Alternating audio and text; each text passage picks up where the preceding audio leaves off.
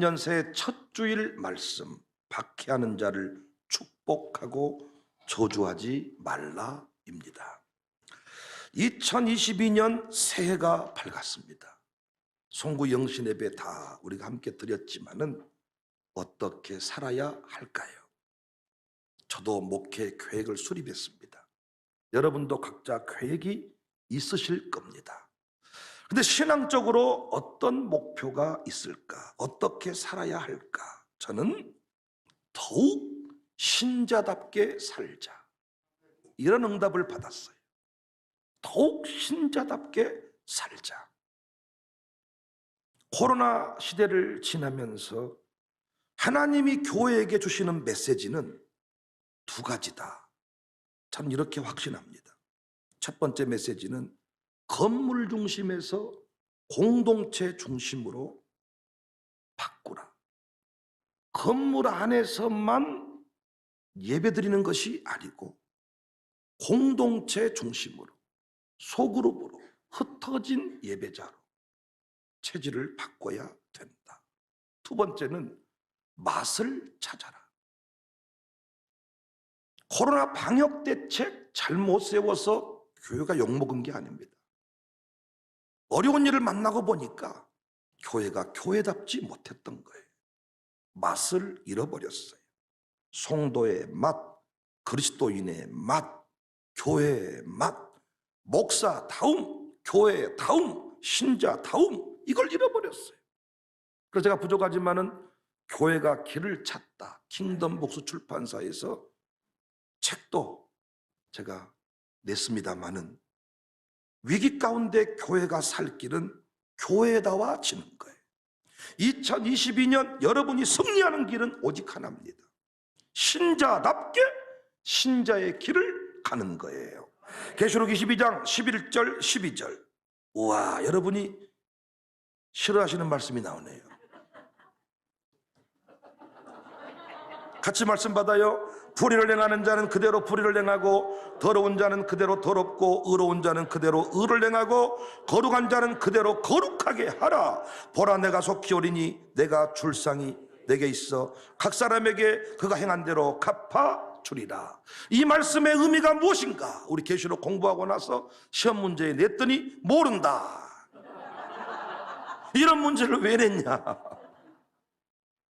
두 길이 있다는 거죠. 두 길이. 세상이 어떠하든지 간에, 악인들이 어떠하든지 간에, 황제가 어떻게 핍박하든지 간에 신자는 신자의 길을, 교회는 교회의 사명을 완수해야 된다는 것입니다. 신자다운 삶, 교회가 사명을 완수하며 달려가는 삶을 오늘 본문에서는 거룩한 산제물로 드리는 영적 예배다, 이렇게 말씀을 했습니다. 1절 시작. 그러므로 형제들아, 내가 하나님의 모든 자비하심으로 너희를 권하노니 너희 몸을 하나님이 기뻐하시는 거룩한 산제물로 드리라. 이는 너희가 드릴 영적 예배니라. 구약시대 성전에는 하나님께 바치는 제물들이 있었어요. 이 제물의 원리를 잠깐 소개하면, 죄를 지은 사람이 소나 양, 비둘기를 끌고 와서 그 머리 위에 안수를 합니다.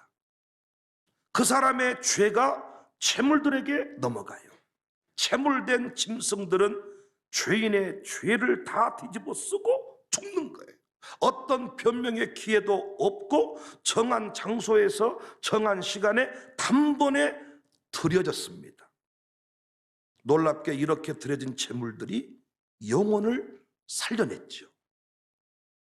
그러니까 구원받은 성도에게 너희 자신을 산 제물로 드리라 하신 것은 교회와 가족, 더 나아가서는 이 세상을 살리는 삶을 살아라, 명령하시는 거예요. 사랑하는 성도 여러분, 부디 2022년 교회를 살리는 제물들이 되시기를 바랍니다. 가정을 살리는 제물들이 되시기를 바랍니다. 여러분으로 인하여 직장이 살아나기를 바랍니다. 다 죽겠다고 하잖아요. 지금 대통령 후보들이 내가 살리겠습니다 하지만 우리는 안 속습니다. 교회가, 신자가 가정과 직장, 세상을 살려야 될 줄로 믿습니다. 본문 1절부터 14절까지는 교회 살리는 제물의 삶, 교회 살리는 재물의 삶에 관하여 말씀을 하고 있어요. 여러 가지 내용이 나오는데 중요한 것은 우리 교회가 이 모습 그대로 행하고 있다는 거예요. 우리 교회가 이렇게 살아난 것은 여러분들이 이 재물의 길을 걸어갔기 때문입니다. 간단히 언급하고 넘어가면 3절, 마땅히 생각할 그 이상의 생각을 품지 말아라. 분량대로 질서대로 생각하고 움직여라. 우리 교회 강점이 뭡니까? 일사불란, 질서정연. 마땅히 생각할 그 이상의 생각을 품지를 않아. 분량대로. 10절, 형제를 사랑하고 우애하며 존경하라. 우리 교회는 가족 애가 있어요. 사랑하고 우애하고 존경하고. 11절, 무엇보다 부지런하여 게으르지 말고 열심 품고 주를 섬겨라. 우리 교회 열심이 득심이잖아요. 12절, 소망 중에 즐거워하고 환난 중에 참으며. 우리는 환난 중에 참았잖아요. 기도에 항상 힘써라. 새벽기도 중단하지 않았습니다. 13절, 최선을 다해 성도를 대접해라. 우리 대접하는 일이 얼마나 익숙합니까? 그런데 산 재물들은 교회만 살리는 것이 아니고 세상도 살려야 된다는 거예요. 14절 이하의 말씀이 세상을 살리는 원리의 말씀입니다. 어떻게 우리가 세상을 살릴 수 있을까? 솔직히 우리의 고민이 아닙니까? 믿지 않는 가족, 남편, 아내, 자녀, 부모 어떻게 살릴 수 있냐? 두 가지 원리가 세상을 살리는 원리예요.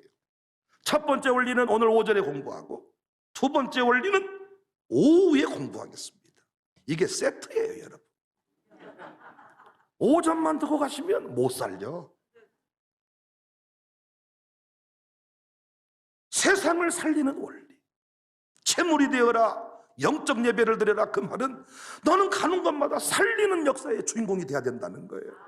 우리가 정치판에 가면 정치판을 살려내고, 직장 가면 직장이 살아나고, 가정에 가면 가정이 살아나고. 어떤 사람은 죽여버리는 사람이 있고, 쪼개버리는 사람이 있고, 분열시키는 사람이 있고, 불을 꺼버리는 사람이 있는데 살리는 사람이 되어라. 우리 권사님들이 그런 권사님 되면 좋겠어. 편안한 가정교회 가려고 하지 말고 어려운 가정교회 목사님, 올해 내가 이곳에 한번 가서 이분 한번 살려볼랍니다. 이 가정교회 한번 부흥시켜볼랍니다. 이런 도전적인 어떤 신앙이 있어야죠. 어떻게 세상을 살릴 수 있나? 세상을 살리는 재물의 원리 첫 번째 내용은요, 박해하는 자를 저주하지 말고 축복하는 것입니다. 14절, 너희를 박해하는 자를 축복하라. 축복하고 저주하지 말라. 이 앞부분 말씀까지는 교회 생활에 관한 말씀이에요. 근데 14절부터는 박해하는 자를 축복해라. 우리는 박해하는 자도 살려내야 되는데 어떻게 살려내냐? 축복하라는 거예요. 저주하지 말라는 거예요. 예수님은 한술 더 떠서 누군가 우리에게 욕을 하고 박해할 때, 거짓말로 비방할 때 기뻐하고 즐거워하라고 했습니다. 바울보다 한술 더 뜨세요. 마태복음 5장 10절 이하를 보시면 의를 위하여 박해를 받는 자는 복이 있나니 천국이 그들의 것임이라. 나로 말미암아 너희를 욕하고 박해하고 거짓으로 너희를 거슬러 모든 악한 말을 할 때에는 너희에게 복이 있다. 기뻐하고 즐거워해라. 누가복음 6장 22절 이하에는요 더 심각한 말씀이다. 인자로 말미암아 사람들이 너희를 미워하며 멀리하고 욕하고 너희 이름을 악하다 하여 버릴 때에는 너희에게 복이 있도다. 그날에 기뻐하고 뛰놀라. 도대체 무슨 얘기입니까? 그래도 저주 대신, 욕 대신 축복하고 좋은 말을 해줘라. 이 정도는 우리가 어떻게 해볼 만하겠는데, 모든 방송국이 우리 교회를 촬영하면서 마치 우리가 무슨 이상한 짓이나 한 것처럼 막 보도를 하고 거짓말로 우리를 막 몰아갈 때 화가 나고 열받고 뭐 소송을 좀 해버리고 싶고, 이런데 그들을 축복해 줘라. 이 정도는 할 수 있겠는데 뭐 하라고요? 춤추라는 거예요. 기뻐 뛰놀라는 거예요. 단순히 언어 생활을 잘해라, 상대방이 욕을 해도 너는 욕하지 말라, 이런 얘기가 아니야. 기뻐 뛰놀라는 거예요. 이건 단순히 상대방이 욕해도 욕하지 말라 이런 얘기가 아니고 하나님 나라의 전략이 담긴 메시지, 하나님 나라의 전략이 담긴 메시지다. 그러니까 우리가 박해하는 자를 만날 때 저주하지 않아야 될 이유, 오히려 기뻐하며 축복해야 되는 이유가 있어요. 이걸 깨달으면 우리가 2022년 세상을 살릴 수 있다. 왜 여러분 욕하고 아니 안 한 짓을 했다고 막 거짓말로 비방할 때, 박해할 때 우리는 기뻐할 수 있냐, 그날에 뛰놀 수 있냐? 두 가지 이유 때문입니다. 첫 번째 이유는 우리가 비로소 살아있다는 것을 증명받은 거예요. 계시록 12장 13절에 용이 자기가 땅으로 내쫓긴 것을 보고 남자를 낳은 여자를 박해한다 그랬죠. 용은 마귀를 말하잖아요. 남자를 낳은 여자를 박해하잖아요. 아들 낳은 아줌마를 박해한다는 얘기가 아니고 늘 이 세상을 살려내는 일꾼을 세워가는 교회를 박해한다는 거잖아요. 계시록 12장 17절에 용이 여자에게 분노하여 돌아가서 그 여자의 남은 자손 곧 하나님의 계명을 지키며 예수의 증거를 가진 자들과 더불어 싸우려고 바다 모래 위에 섰더라. 용의 세력은 철저히 질서를 지키잖아요. 조직적이고 체계적이고 전략적이고 분석적이고 능동적이고 적극적이고, 그렇죠. 그들은 이미 전략 가지고 움직이잖아요. 그럼 제 얘기를 잘 들어보세요. 이 용의 이 군대는 철저히 체계적이고 전략적이고 분석적인데 이곳에서 광주 청사교회를 박해하기로 했다. 여러분을 박해하기로 했다. 여러분을 욕하기 시작했다. 그 말은 용군대 전략실에서 우리 교회 이름과 나의 이름이 파악이 되었다는 거예요. 파악이. 비로소 신자와 예배자로 인정을 받았다는 거예요. 여러분, 사실 북한에서 욕을 많이 먹는 국방장관 진짜 아닙니까? 잘 모르세요? 아니, 우리나라 국방장관은 북한에서 칭찬을 많이 해줘야 됩니까? 아니면 너를 불살라버리겠다, 너 조심해라, 타깃 1호다, 이렇게 말해야 되는 겁니까? 당연히 우리나라 국방장관은 북한으로부터 욕을 많이 먹을수록 북한 전략실에 이름이 오르내릴수록 진짜 군인이잖아요. 그런데 의외로 북한에서 도와주는 정권, 북한에서 도와주는 장관들이 많다는 거예요. 위기 아닙니까? 북한하고 의논해서 우리나라를 지킨대. 그러니까 여러분, 신앙생활하면서 어떤 박해도 공격도 받지 않았다는 것은 둘 중에 하나잖아요. 같은 편이든가 아직은 하나님의 종, 신자 취급을 받지 못했던가. 쉽게 말해서 용이, 마귀가 개무시해버리는 거예요. 이런 관점에서 보니까 주님 때문에 박해를 받고 욕먹는 일은 진짜 잔치해야 될 일이더라고요. 용군대 전략실에서 청사교회 이름이 오르내린다는 거예요. 지난해 우리 교회 코로나 사태가 터질 때 우리는 구청이 아니라 시청이 전담 마크를 했어요. 제가 알아봤더니, 목사님들이랑 알아봤더니 대형 교회는 시청이 담당을 했더라고요. 저희 교회처럼 쪼무레기 교회는 시청이 신경도 안 써, 사이즈가. 그런데 저희 교회는 시청 직원이 내려왔습니다. 축구 안 해보셨어요? 수비수를, 공격을, 전략을 세울 때 그 급에 맞는, 너 이거 전담 마크 해라, 네가 인원 맡아라, 그래야 안 그래요? 그런데 광주 청사교회는 시청이 전담마악하는 교회입니다. 언론 보도는 어떻습니까? 지방 언론이 아닙니다. 중앙 언론, 언론이라고 생긴 모든 언론은 다 달려들어서 우리 교회를 보도했습니다. 계시록 12장 12절에 그러므로 하늘과 그 가운데 거하는 자들은 즐거워하라. 그러나 땅과 바다는 화 있을진저 이는 마귀가 자기의 때가 얼마 남지 않은 줄을 알므로 크게 분내어 너희에게 내려갔다. 하나님의 때가 이르면 마귀도 자기의 때가 이르지 이 얼마 남지 않음을 알고 분노한다는 거예요. 그런데 그 분노를 쏟는 대상이 누구냐? 신자라는 겁니다. 아이를 낳는, 사람을 세우는, 부흥하는 교회라는 겁니다. 예배를 드리는 교회라는 겁니다. 여러분 아멘을 준비하세요. 놀랍게 우리 교회는 용전략실에서 타깃 삼았습니다. 기뻐하고 기뻐합시다. 예수님 그래서 욕을 먹고 박해를 받아야 상이 있다고 한 거예요. 이 말씀 이해되십니까? 이러니까 상이 있다는 거예요. 상이 있다는 거예요. 너 박해를 받았다는 것은, 비난받았다는 것은 너 내가 하란 대로 했기 때문에 욕먹은 거예요. 가족으로부터 예수님 때문에, 교회 때문에, 예배 때문에 욕을 먹었습니까? 기뻐하고 뛰놀아라. 마귀가 드디어 알아본 거야. 마귀가 뭐를 알아본 거야. 이렇게 청사교회 안에서 예배 잘 드린 사람, 못 드린 사람, 좀 믿음이 있고 없고 이런 줄 알았는데, 내가 공격받고 박해를 받았다는 것은, 우와, 나도 드디어 신자 반열에, 진짜 하나님의 종들 반열에 들어갔다는 소리구나. 진짜 비극은 용이 개 무시하는 거예요. 용이 안 건드리는 거예요.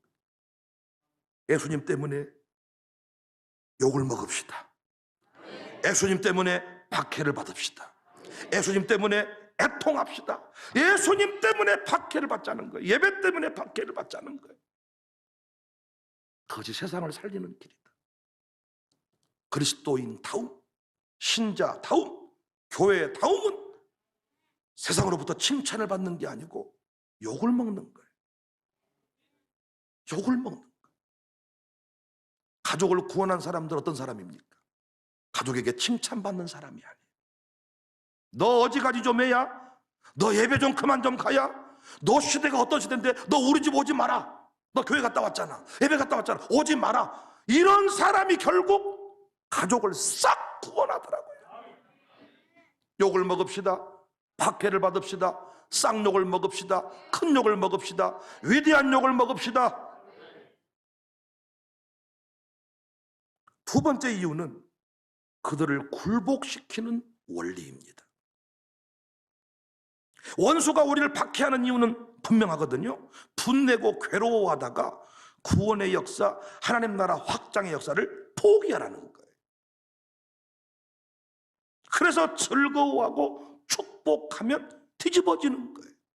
용이 통곡하며 떠나가 버리는 거예요. 악은 악으로 이기지 못합니다.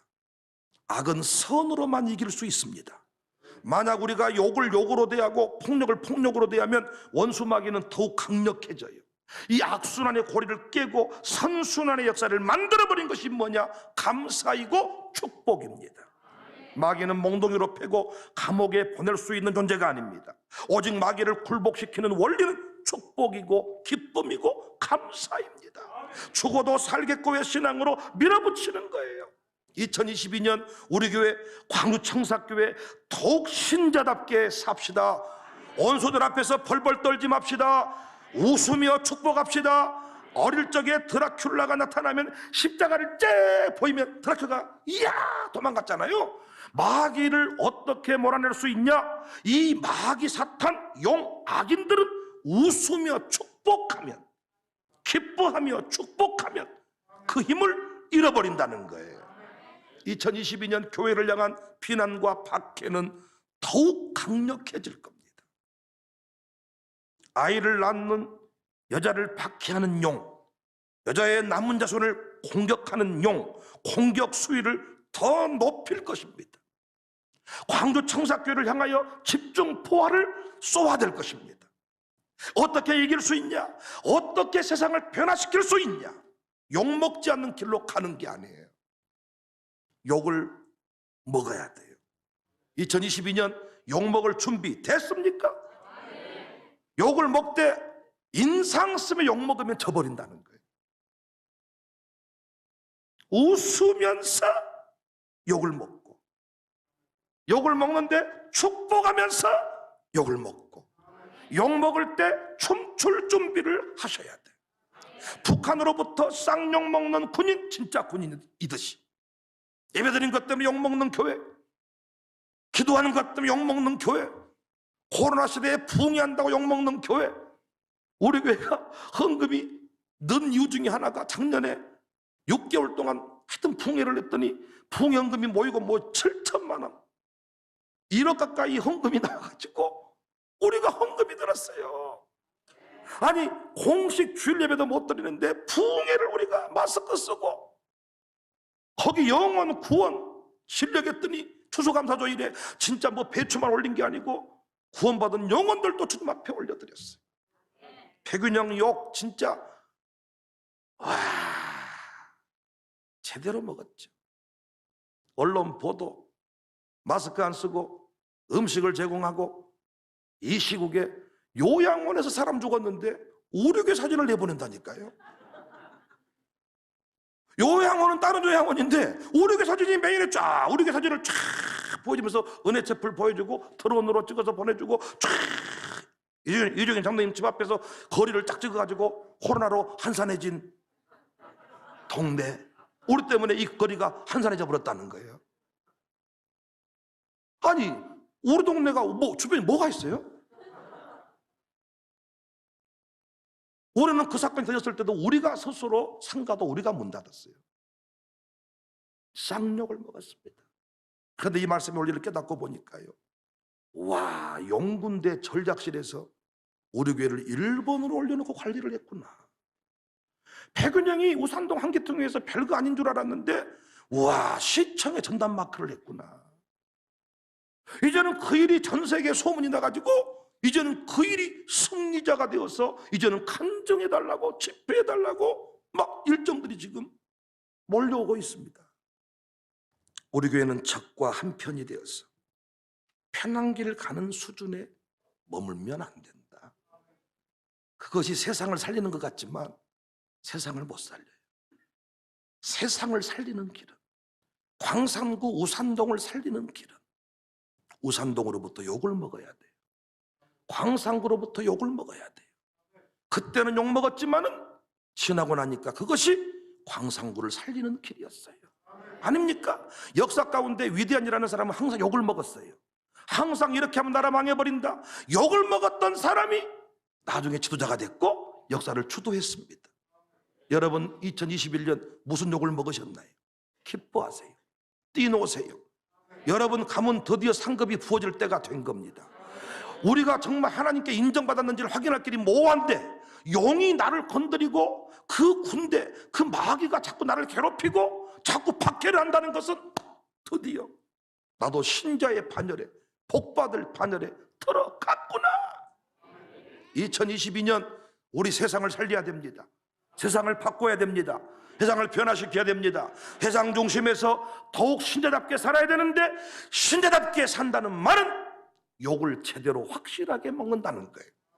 욕을 먹을 때 인상 쓰지 말고 웃으면서 욕 먹읍시다. 웃으면서 축복합시다. 시청 직원이 와가지고 뭐라고 할 때 웃으면서 마크합시다. 웃으면서 축복합시다. 그래서 2022년에도 2021년과 피할 수 없는 큰 부흥의 역사가 교회와 가정에 일어날 수 있기를 주님의 이름으로 축복합니다.